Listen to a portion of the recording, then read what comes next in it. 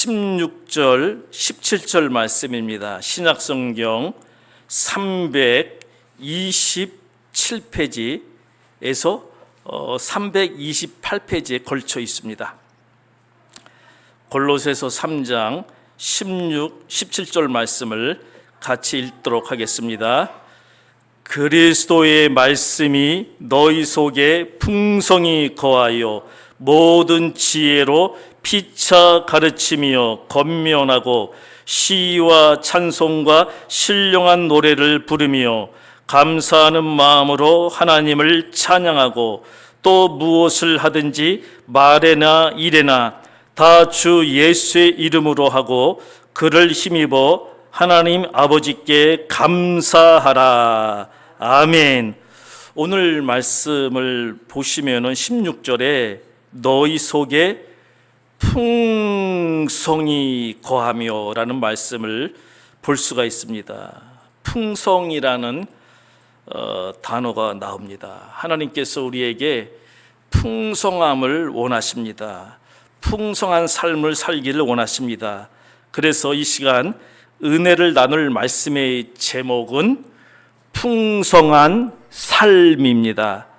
추석 연휴가 다가오니까는 카톡이 그냥 막 읽지 않으면은 막 빨간기 막 쌓이더라고요.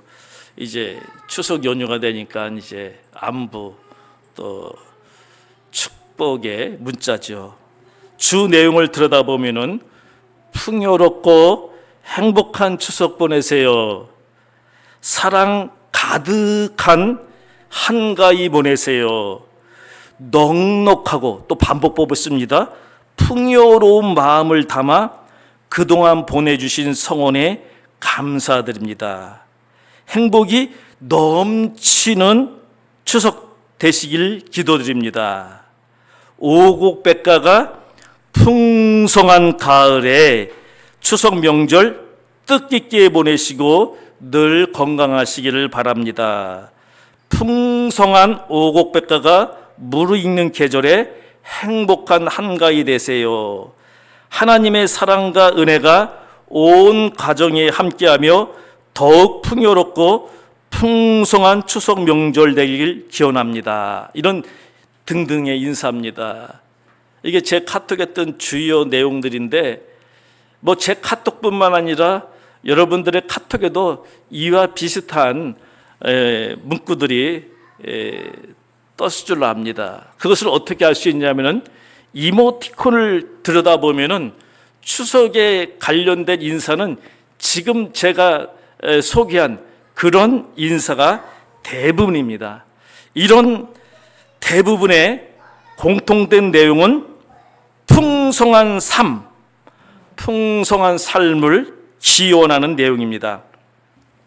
사전적으로 풍성이라는 단어의 의미는 넉넉하고 많음 또는 그런 느낌, 그런 것을 이야기한다고 정의하고 있습니다. 여기서 넉넉하고 많다는 의미는 경제적으로, 물질적으로 넉넉하고 많다는 육신적 측면을 의미합니다. 그러면서 동시에 넉넉하고 많다는 느낌의 의미는 조금 경제적으로, 물질적으로 넉넉하지 않지만은 마음으로, 생각으로, 영적으로 만족한다는 측면을 말합니다. 이와 같은 측면들을 성경적으로 볼 때 요한 3서 1장 2절 말씀을 떠올리게 됩니다. 즉 사랑하는 자여 네 영혼이 잘됨 같이 네가 범사에 잘되고 강건하기를 내가 간구하노라. 아멘. 제가 손짓을 여러분에게 향한 것은 뭐냐면 이것을 저도 말씀에 근거해서 기원하는 그런 의미로 제가 여러분들 향해서 손짓을 했습니다. 이 말씀에 보면은 잘됨, 잘되고는 어떤 의미를 담고 있냐면 번영하다, 성공하다라는 뜻을 가지고 있습니다. 그러니까 번성을 기원합니다. 번성이의 번성을 기원합니다. 건강이에 건강을 기원합니다. 행복이에 행복을 기원합니다. 이런 뜻을 가지고 있는 것입니다. 여기서 강건하기를 바란다는 의미는 육체적으로 튼튼하고 정상적이기를 바라는 의미가 있지만은 그 안에는 성경의 원어적인 뜻은요, 오늘 바울이 사용한 이 말씀에서 원어적인 뜻은 무엇을 가르치냐면요, 건전한 가르침을 의미합니다. 건전한 가르침으로 사용한 것입니다. 이는 건전한 가르침과 겉면이 있어야 강건해진다는 것입니다. 예를 들면 청소년들에게 중독에 조심하라, 이렇게 가르쳐야 건강해진다는 것입니다.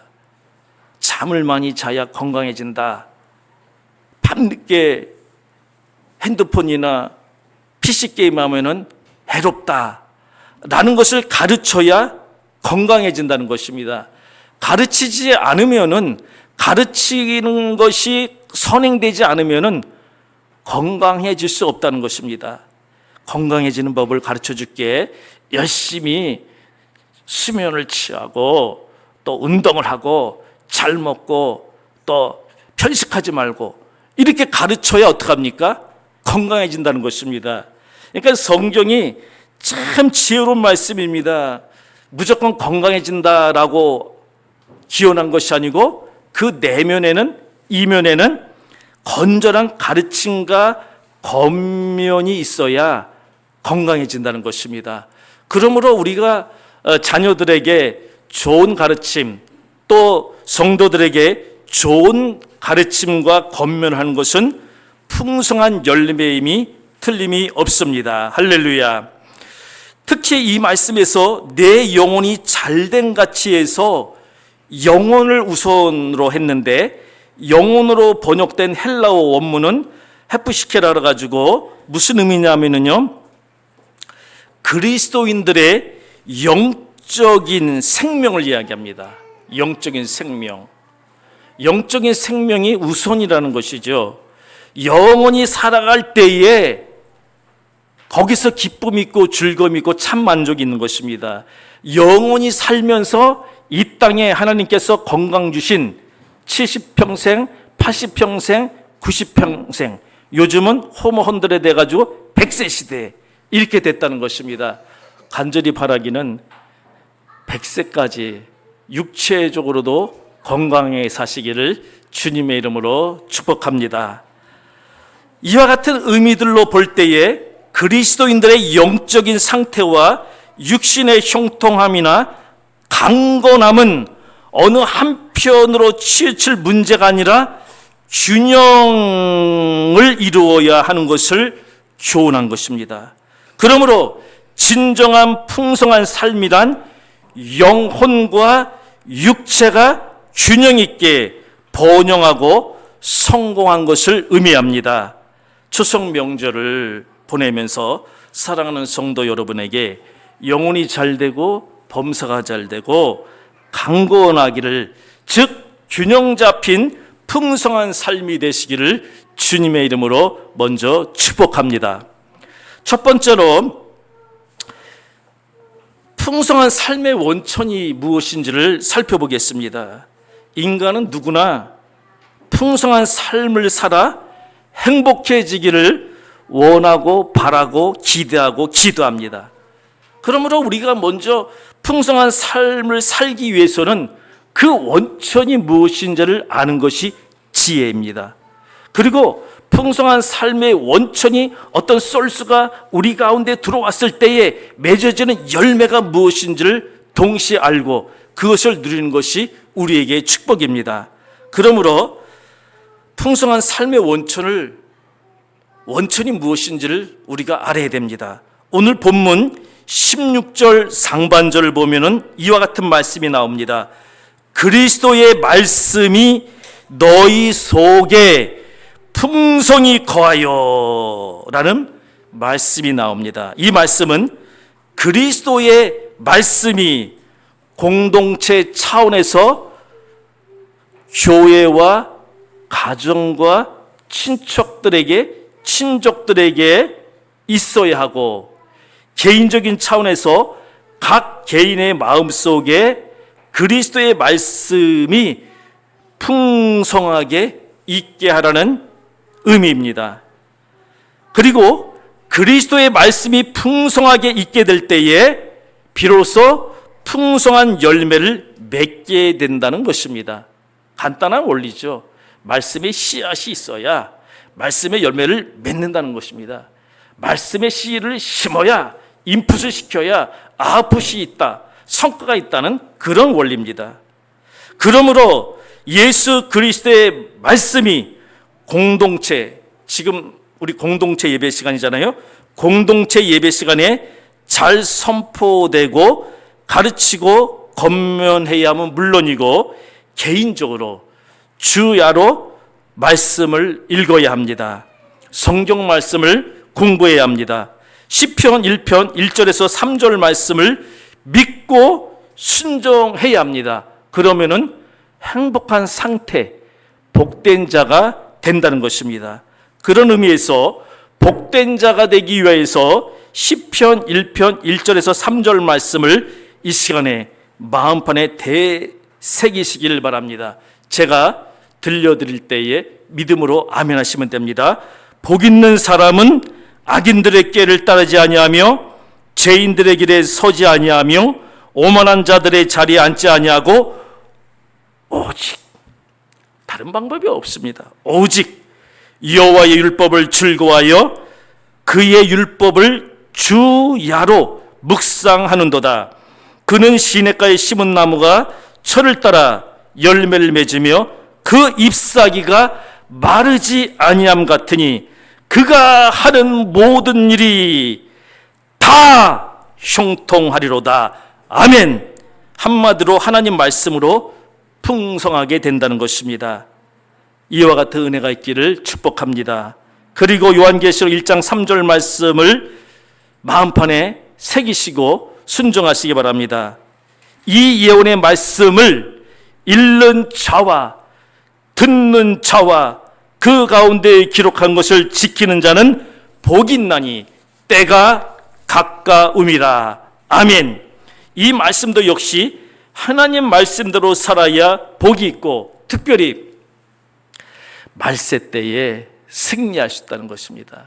말세 때에 승리하는 비결은 다른 거 없습니다. 하나님 말씀, 성령의 검으로 무장할 때에 승리합니다. 사랑하는 성도 여러분, 우리 하나님께서는 하나님의 자녀들이 행복한 상태에서 풍성한 삶을 누리는 축복을 맛보고 경험하도록 하나님의 말씀을 허락하셨습니다. 이 시간도 종을 통하여서 하나님 말씀이 대언되는 것을 허락하셨습니다. 즉 기록된 하나님의 말씀인 성경 말씀을 우리에게 주셨습니다. 성경은 구원에 이른 능력의 하나님 말씀입니다. 성경은 우리 인간에게 주신 가장 큰 축복의 선물입니다. 성경은 예수 그리스도에 관한 말씀, 예수 그리스도가 하신 말씀, 즉 복음이 핵심입니다. 예수 그리스도의 말씀이 오늘 주신 말씀대로 각 개인 안에와 교회 공동체 안에 거함으로 상호작용할 때 서로 피차 가르치고 권면할 때에 비로소 거기서 풍성한 열매가 주렁주렁 열리게 된다는 그런 의미를 갖고 있습니다. 제일 바람직하고 좋은 상태는 뭐냐면요, 개인과 공동체 안에 하나님 말씀이 있어서 하나님 말씀 중심으로, 하나님 말씀 기준으로 서로 가르치고 권면할 때에 이게 가장 이상적이고 바람직한 교회 형태고요. 가장 나쁜 형태는 하나님 말씀이 교회 공동체 안에도 없고 각 개인 안에도 하나님 말씀이 없을 때 가장 나쁜 형태고 우리가 거기에서 벗어나야 됩니다. 감사하게는 우리 교회는 성경 공부도 하지, 예배도 드리지, 모든 예배도 드리면서 주의 말씀과 기도로 균형 잡힌 교회로 나가고 있음을 하나님께 감사함을 드립니다. 시편 1편 4절 6절 말씀을 문맥적으로 보면은 하나님 말씀이 주야로 없는 자들, 즉 묵상하지 않는 자들을 가리켜서 강력하게 정의하고 있습니다. 악인들이다, 죄인들이다 라고 규정하고 있습니다. 말씀이 없는 자가 악인들이다, 죄인들이다, 그렇게 규정합니다.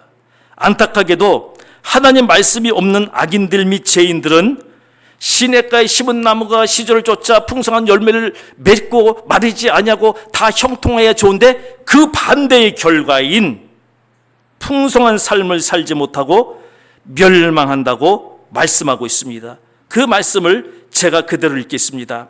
악인들, 여기서는 문맥적으로 주야로 말씀을 묵상하지 않는 자들, 말씀이 없는 자들을 규정한 것입니다.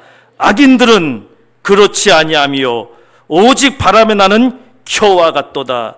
그러므로 악인들은 심판을 견디지 못하며 죄인들이 의인들의 모임에 들지 못하리로다. 무릇 의인들의 길은 여호와께서 인정하시나 악인들의 길은 망하리로다. 아멘. 이 말씀에 의하면은 우리 인생은 모두 두 길을 가고 있는 것입니다. 하나의 길은 하나님 말씀이 있는 진리의 길로 가면서 하나님 앞으로 가는, 하나님 나라로는 의인의 길, 행복의 길이고, 또 다른 하나의 길은 하나님 말씀이 없는, 주야로 묵상하지 않는 악인 및 죄인의 길인데, 그게 이제 멸망의 길이라는 것입니다. 그러므로 그 어떤 일이 있어도 우리는 하나님의 말씀이 있는 의인의 길, 행복의 길로 가야 합니다. 예수 그리스도께서 피 흘려 세우신 우리 샬롬교회와 하나님의 성령이 거하시는 여러 성도들에게 하나님 말씀으로 충만하여 풍성한 삶의 열매가 넉넉히 맺혀지기를 주님의 이름으로 축원합니다. 크게 두 번째로, 삶의 원천이 하나님 말씀이 우리 가운데 있을 때에 맺어지는 열매가 있습니다. 하나님 말씀이 우리 가운데 들어옴으로, 거함으로, 그것도 풍성이 있게 함으로 풍성이 있게 될 때 맺혀지는 열매는 세 가지입니다. 본문에 보니까 그 첫 번째 열매가 16절 상반절에 나옵니다. 모든 지혜로 가르치며 권면하는 삶입니다. 무엇을 가르치고 권면하는 것일까요? 앞에서 이미 정답을 말씀해 주셨습니다. 그리스도의 말씀, 하나님 말씀을 피차 가르치며 권면하는 것입니다. 그리고 가르치며 권면하는 방법으로, 수단으로 모든 지혜로 하라 그랬습니다. 여기서 모든 지혜로라는 의미는 모든 지혜의 근본이 되는 하나님 말씀을 말합니다. 하나님 말씀은 구원에 이르는 지혜가 있다, 복음에는 구원을 얻게 하는 능력이 있다 라고 말씀하신 거기 때문에 여기서 모든 지혜라는 것은 하나님 말씀을 중심으로 가르치고 권면하라는 것입니다. 아까 요한 3서 1장 2절에도 보았지만은 거기서 강건히 사도 바울은 가르치며 권면하는 의미로 사용했습니다. 하나님 말씀을 잘 가르치고 권면하면 우리 육체는 자동적으로 건강해진다는 것이고 또 영원히 부활한다는 것입니다. 할렐루야. 이 말씀은 하나님께서 주신 우리에게 축복된 말씀의 비밀입니다. 이 말씀을 믿고 순종할 때에 이대로 됩니다. 할렐루야. 그런데 하나님 말씀과 뜻에 대한 인식 및 지식이 여기에서는 있어야 됩니다. 이것이 선행적으로 필요하다는 것입니다. 그리스도 말씀 안에 거하지 않으면은 하나님의 뜻이, 하나님의 말씀이 무엇인지 인지할 수가 없기 때문에 그렇습니다. 그러므로 주야로 하나님 말씀을 읽고 듣고 그 가운데 기록한 것을 지켜 행하는 자가 복이 있다는 의미입니다. 이것을 시종일관 성경에서 계속 말씀하다가 왜 또 요한계시록 마지막 성경에 가서 이 말씀을 또 반복하셨을까요? 마지막 때에 승리하는 비결은 하나님 말씀밖에 없다는 것입니다. 하나님 말씀으로 신을 신고 하나님 말씀으로 진리 허리띠를 차고 성령의 검을 가져야 승리할 수 있다는 것입니다. 우리 샬롬교회와 성도들에게 이와 같은 은총이 있기를 주님의 이름으로 축복합니다. 사도 바울은 오늘 본문 16절에서 그리스도의 말씀이 너희 속에 풍성히 거하여 모든 지혜로 피차 가르치며 권면하라고 선포한 것입니다. 우리의 영혼과 인생을 풍부하게 하는 유일한 길이 그리스도의 말씀밖에 없기 때문에 이렇게 말씀하신 것이고, 우리 예수님께서도 요한복음 4장 14절 말씀에서 내가 주는 물은 영원히 목마르지 않는다. 내가 주는 샘물은 너희가 갈증이 없소. 목마르지 않아. 영생을 얻는다는 의미입니다. 영원히 목마르지 않는 샘과 같은 예수 그리스도의 말씀을 풍성히 채우라는 의미입니다. 하나님의 백성은 그 풍성한 은혜의 말씀 안에 거해야만 살 수가 있습니다. 물고기가 물을 떠나면 살 수 없듯이 하나님의 자녀들이 하나님의 말씀을 떠나면은 영혼이 죽습니다. 그렇기 때문에 하나님 말씀 안에 거하면서 우리가 피차 서로 사랑 안에 있으니까는 말씀으로 우리 성도들을 서로 가르치고 권면하라는 것입니다. 이게 지혜입니다. 그런데 세상의 논리로 정치, 경제, 사회, 문화 논리로 가르치면은 10중 10은 분쟁만 있습니다. 다툼만 있습니다. 그렇기 때문에 오직 기준은 하나님 말씀입니다. 이게 지혜입니다. 지도자는 좌로나 우로나 치우치지 말라고 할 때에 말씀을 기준으로 삼은 것입니다. 이것을 모세에게, 이것을 여호수아에게, 이것을 주의 선지자들에게, 종들에게 말씀하신 것이고, 이것을 우리 성도들에게 똑같이 말씀을 한 것입니다.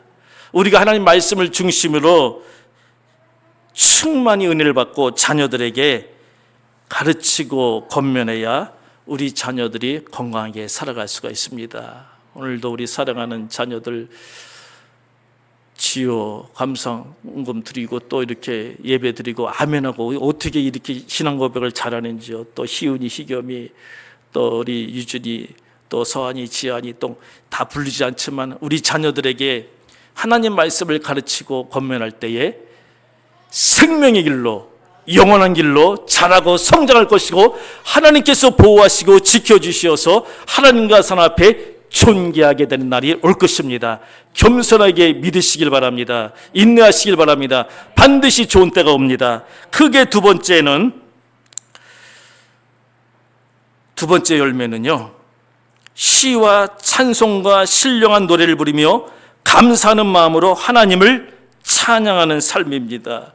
우리 교회가 지향하는 거죠. 오후에 찬양 예배를 드리지 않습니까? 이렇게 첫째 주, 둘째 주. 우리 교회가 하나님을 찬양하는 거, 이게 열매입니다. 오늘 말씀해 보니까 하나님을 찬양하는 태도와 방법이 있어서 중요한 포인트는 시와 찬송과 신령한 노래를 부르며 포인트입니다. 감사하는 마음으로 찬양해야 한다는 것입니다. 억지로 하는 게 아니고 감사하는 마음으로 찬양해야 한다는 것입니다. 시와 찬송은 축제의 찬양입니다. 그리스도인들에 의해 작곡되고 불리는 찬송은 물론이고, 여기서 시라는 의미는 시편을 말합니다. 그래서 시편을 중심으로 많은 찬양들이 작곡됐고 또 시편을 찬양하는 노래들이 많습니다. 그리고 신령한 노래는 하나님의 행위를 찬양하고 영광을 돌리는 노래인데, 즉흥적으로 불린다 해가지고 이것은 어떤 의미냐면요, 하나님의 영으로, 하나님의 기름 부으심으로 찬양한다는 영적 노래를 의미합니다. 신령한 노래 속에는 성령의 기름 부으심이 필요합니다. 우리가 늘 찬양할 때에 찬양 인도자들이 성령으로 기름 부어주시고 성령의 힘으로, 성령의 보이스로, 성령의 음색으로, 성령의 톤으로, 성령의 감정으로, 성령의 이렇게 기도하는 이유가 신령한 노래를 부르기 위해서는 성령을 의지할 수밖에 없는 것입니다. 성령을 의지해서 찬양하면요, 정말로 신령한 노래를 할 수가 있게 됩니다. 찬양은 곡조 있는 기도입니다. 찬양은 하나님의 하나님 되심을 인정하며 하나님께 가장 귀한 가치를 올려드리는 행위입니다. 그래서 찬양은 황소 500마리, 1000마리 이상 드리는 가치가 있는 것입니다. 하나님께서는 찬양을 받으시려고 인간을 지으셨다고 이사야 43장 21절에서 말씀합니다. 하나님께서는 찬양받는 것을 기뻐하십니다. 그래서 찬양하는 중에 나도 함께한다고 말씀하신 것입니다. 때로 고난의 위기가 있을 수 있지만 찬양할 때에 우리의 슬픔을 기쁨으로 바꾸시는 하나님의 능력이 있습니다. 우리를 치러왔던 앗수르 18만 5천 명이 하나님께 찬양할 때에 그들은 자멸했습니다. 이처럼 찬양에는 하나님의 능력이 있습니다. 히브리서 13장 15절 말씀을 보면 찬양은 그리스도인들의 입술의 열매이며 하나님께 드리는 예배 행위입니다. 진정한 찬양은 성령님의 도움에 의해 하나님의 은혜에 대한 이걸도 제가 추석 연휴 동안에 중단하지 말고 감사함으로 찬양해야 된다는 것을 강조하고 싶습니다. 늘 감사함으로 하나님을 찬양하여 승리하시기를 주님의 이름으로 축복합니다. 마지막으로 세 번째 열매는 무엇을 하든지 말에나 일에나 다 주 예수의 이름으로 하고 그를 힘입어 하나님 아버지 앞에 감사하는 열매입니다. 이 말씀에서 먼저 무엇을 하든지 다 예수님의 이름으로 하는 것은 모든 것이 주님께로 왔음을 고백하는 것입니다. 오늘도 예물 중에 모든 것이 다 하나님의 은혜입니다라는 그 고백 그대로입니다. 우리가 누리며 우리를 기쁘게 하는 모든 것이 다 주님께로부터 온 것입니다 라고 고백하면 주님께서 지속적으로 주신다는 것입니다. 우리가 누리며 우리가 사는 모든 것이 하나님의 은혜다. 그러면요, 어떠한 상황에서도 감사하는 믿음이 생깁니다. 하나님께서 우리를 향하여 하나님의 뜻을 분명히 알려주신 것이 데살로니가 전서 5장 18절입니다. 범사에 감사하라. 그러니까 모든 일에 감사하라는 것입니다. 언제나 어떤 상황에서 다 하나님께 감사하라는 것입니다. 그럴 때 하나님께서 실제로 감사할 수 있는 열매를 주신다는 것입니다. 또한 모든 일을 주 예수의 이름으로 행하는 것은 그리스도의 대리자로서 행하는 것을 의미합니다. 이러한 삶은 주 예수의 명령에 대한 순종이고 하나님이 기뻐하시는 산 제사이며 영적 예배인 것입니다. 여기서 특별히 그리스도를 힘입어 하나님 아버지 앞에 감사하는 것은 감사하는 삶이 지속적이함을 의미합니다. 즉 조금 전에 예수 그리스도의 이름으로 예수 그리스도의 능력에 힘입어하는 것은 범사에 지속적으로 감사라는 것입니다. 언제까지? 하나님 나라에 들어갈 때까지. 그런 의미를 담고 있는 것입니다. 이것을 가능하게 하는 것은 우리 스스로 안 됩니다. 예수의 힘으로 성령의 능력으로 가능하다는 것입니다. 그래서 여기서의 이 그리스도를 힘입으라는 뜻은 뭐냐면요, 그리스도를 힘입어, 예수를 힘입어, 예수의 능력을 힘입으라는 것은 뭐냐면 예수님이 우리의 대리자, 우리의 중재자가 된다는 것입니다. 예수님께서 우리의 대리자, 중재자가 되시면은 진짜 어려움이 있을 때에 예수님께서 개입하시고 간섭하셔서 어려운 문제를 해결해 주신다는 것입니다. 그래서 주님께 끝까지 지속적으로 감사하면은 하나님의 은혜를 누리고 풍성한 삶을 살 수 있다는 것입니다. 감사하게도 우리는 늘 예수님의 이름을 의지하고 기도하고 또 성령님의 늘 충만함을 간구합니다.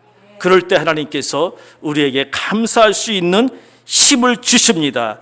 이와 같은 은혜가 있기를 주님의 이름으로 축복합니다. 간단히 결론 맺겠습니다.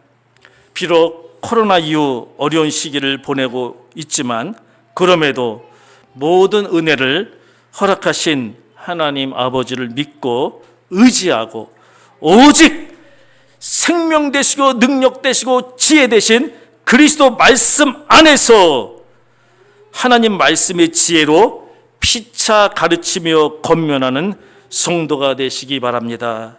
성령의 능력에 힘입어 감사하는 마음으로 하나님을 찬양하는 성도가 되시기 바랍니다.